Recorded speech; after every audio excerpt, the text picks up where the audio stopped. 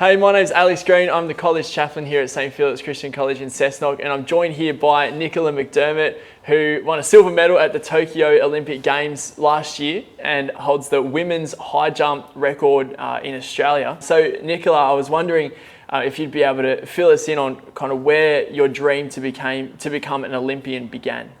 Yeah, so when I got introduced to little athletics, we got introduced in the under 8s to high jump. And I remember as soon as I did high jump, it was a few steps and you land on this soft mattress and all I had to do was fall over the bar because I was so tall.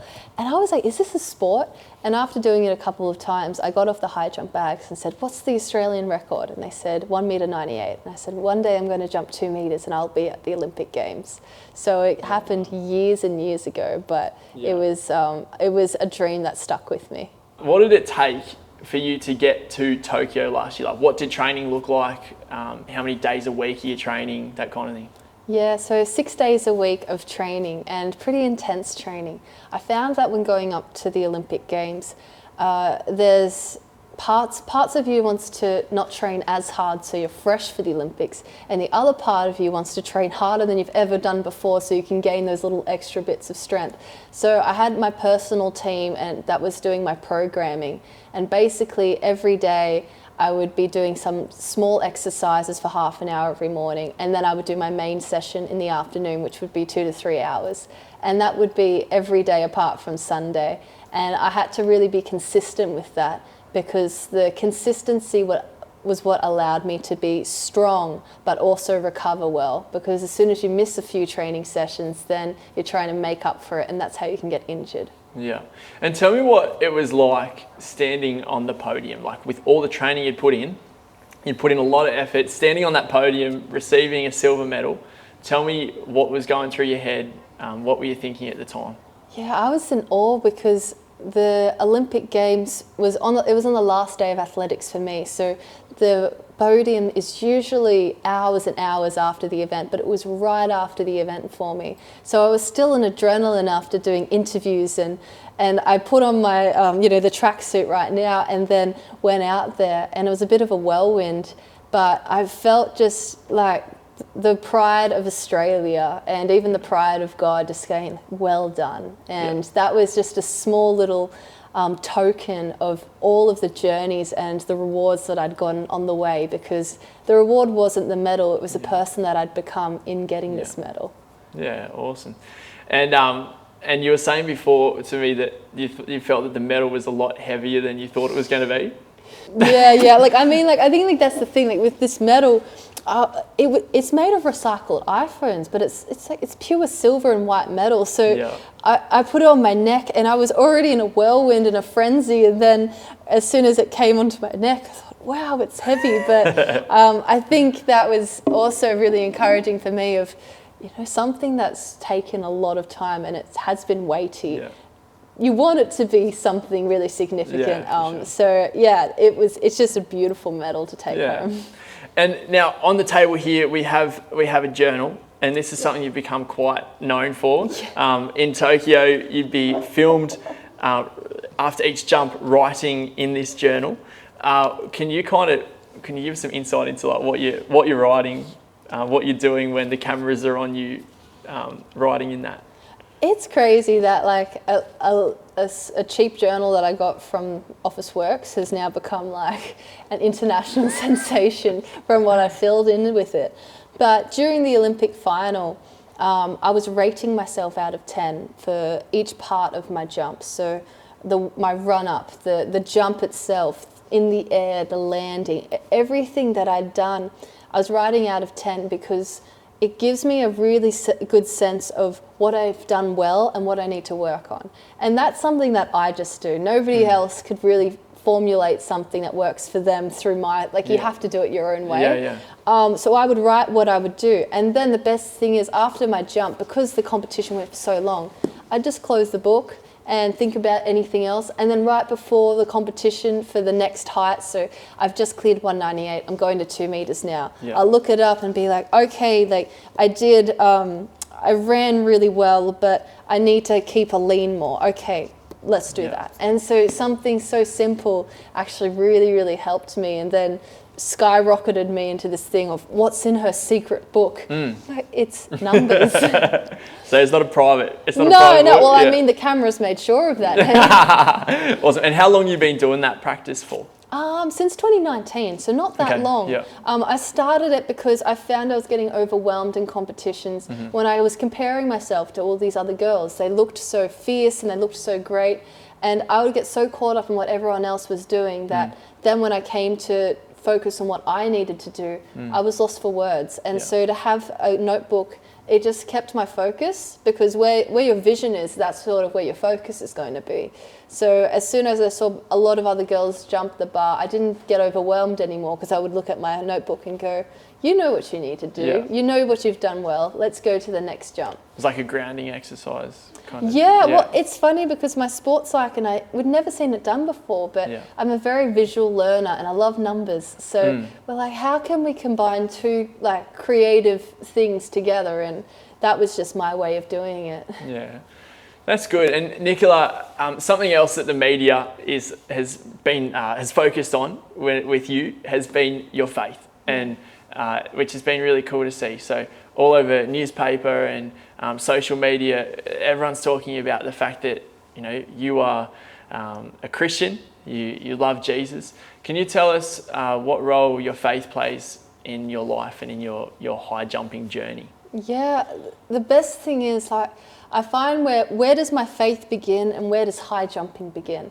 And it's so molded in together because I jump through the power of God in me. I'm quite an average high jumper. It's just God just went, I'm choosing you. Well, you're a silver medalist. Now I'm a silver medalist. I mean, when he chose me, I was barely a national medalist, but I found that when I have sought God first, so Matthew 6:33, when you seek first the kingdom, everything else is added.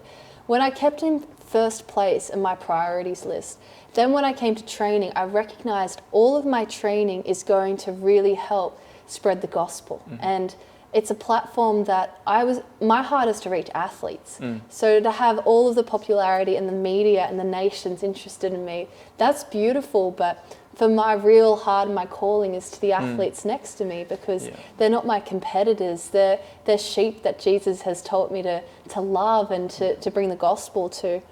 And so every day I train, I remember them and think, wow, I get to travel the world with these people that need to hear the gospel. And I just get to love people that most people can't even reach because they're too popular and things. And I'm right next to them in Europe somewhere or in America. And so all of my high jumping, when I train, when I imagine, when I dream, I partner with God because I want to see his dreams through me. And that's really allowed me to soar past my own expectations. Most people said when I jump 2 meters, I'm going to stop because I'm that 2 meter jumper. I'm the girl that did it. I can be famous now forever or whatever. Not really, but I can be that person. I can stop now. But with God, I recognized it was never about the number, and it was never about the medals or anything. It was just about making him known and loving people in sport. And that's played such a vital role in why I still do sport today. Yeah. Now, a lot of our students may feel shy or nervous to share Jesus with other people, and may feel a little bit scared to do it and to be so public about their faith. What would you say to a student or someone in our community that might be feeling particularly afraid about that? I think it's just remembering that when you share the gospel, even if they don't respond, something in you changes. And that's every time I share about Jesus, I change to be more like Jesus.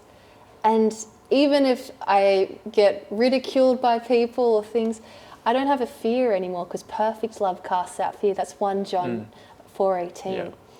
And because I know I'm so loved, and when I share the gospel, if I miss out on sponsors because they don't like me sharing about my faith, or the media turns off the cameras, the person behind the camera got to hear the gospel. And God's always about the one. It talks about the lost sheep, right? He goes after the one.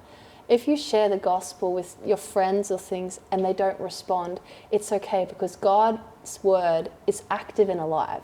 So if you share it to someone, they'll get impacted. Even if you don't see it, you might just be planting a seed. and then someone else is going to water it. Yeah. But never underestimate the power of that living word, because it will change people. Yeah. And that's worth being courageous about. Yeah. Being a professional athlete, there's obviously a lot of pressure on you.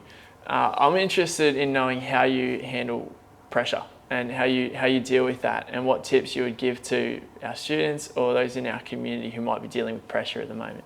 Yeah, that's a good one. I find that there's always pressure around you, regardless as if you have to make a coffee in time before the next customer, or you have to compete at an Olympic Games. Like, there's always pressure, but I find that because I know who I am and my performance does not determine my worth and my value, that really helps.